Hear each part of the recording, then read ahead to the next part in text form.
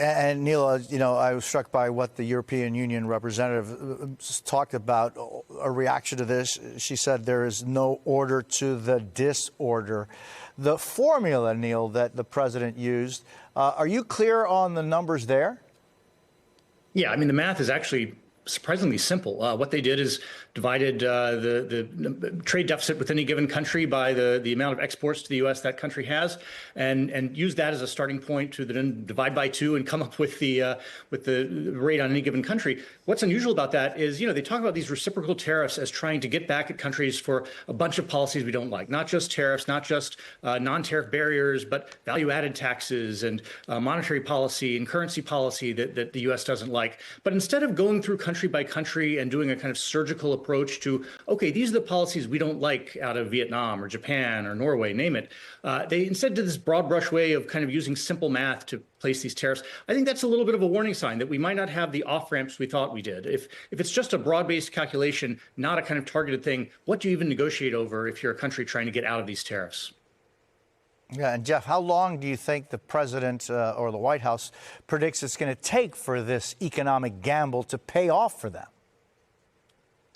You know what? I hesitate to say they don't care, but I don't think they have a timeline.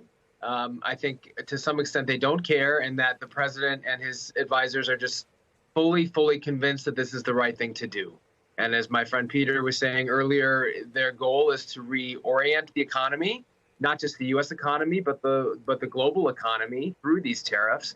And the reality is that is going to take a lot of time. Now, the president likes to speak about things happening very quickly. He said yesterday that the benefits would start coming in very quickly. But that is certainly not the message that you'll hear from economists or from experts about these tariffs and about the economy broadly.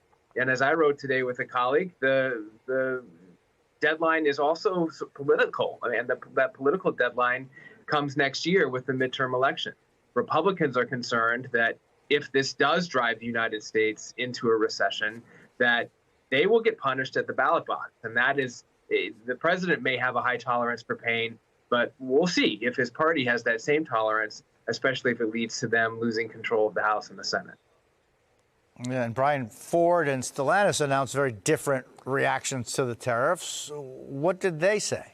Yeah, they're responding to that 25% tariff on any automotive product that comes into the United States, with auto parts also looped into that announcement as well. Stellantis, which is the maker of Dodge Rams in addition to Jeep vehicles, saying that they were going to temporarily pause production at plants in both Canada and Mexico. And just to underscore how intertwined the automotive industry is in North America, they also say that for that reason, they're going to have to pause production, or rather put temporary layoffs in place at 2 plants in Indiana and also in Michigan. As a result, 900 represented U.S. employees will be temporarily laid off as a result of that. The UAW is striking back at that.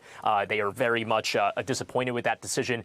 On the other hand, you also have Ford, which comparatively has a little bit more production in the United States. Specifically, Ford announcing that they're going to offer employee pricing to all U.S. shoppers as what they call a handshake deal with every American. They might be trying to take advantage of this from a market share standpoint and say, all right, if everyone else is going to raise prices, then maybe we can try to temporarily cut prices at this moment. But you do have a number of automotive companies that have expressed, and the Ford CEO actually said just a few weeks ago that the tariffs could blow a hole into the automotive industry. So make no mistake, despite that pricing strategy that Ford is going about, there is still concern within the U.S. automakers and the big 3 over what this will do over the long term as sales volumes go down with people balking at higher prices. I was at a dealership earlier on this week where customers were saying, you know what, I might just have to buy a car now because I'm worried about the prices going up by as much as $15,000 on foreign imported vehicles, as is projected by Goldman Sachs. These are real costs to real Americans.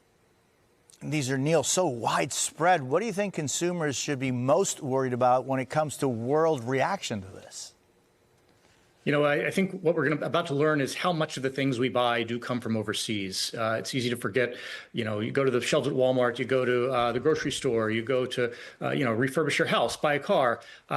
There's very little that's entirely made in America. Even though there's plenty of American-made industry and a lot of very successful companies in the United States, they pretty much all depended for at least some of their inputs, some of the things they use on things that are imported. And some of these are quite large. You know, the Chinese tariffs, 54% when you include both what's already in place and what's now going to be added as these reciprocal tariffs. Some of the apparel, clothing from Vietnam, from Bangladesh, very high rates on those countries and these reciprocal tariffs. And then electronics, you have Taiwan, South Korea, China with high rates that make a lot of the U.S. electronics. So those are just a few of the examples of the fields that we may see these price tags go up sooner rather than later.